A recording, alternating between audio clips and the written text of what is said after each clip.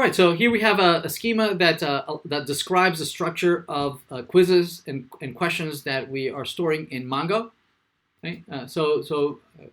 Once we have the schema, we need to be able to describe and implement a model that's going to give us the CRUD operations that will allow us to interact with these questions. So let's head over in the same directory as we're declaring the schema. We're going to create a model file. So let's see, JavaScript.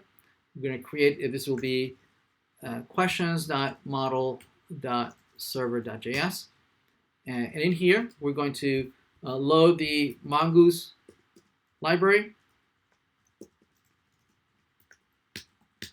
And we're also going to load the schema we just created. So this will be the questions schema. Is going to require the in the same directory, the schema. And then we can instantiate the questions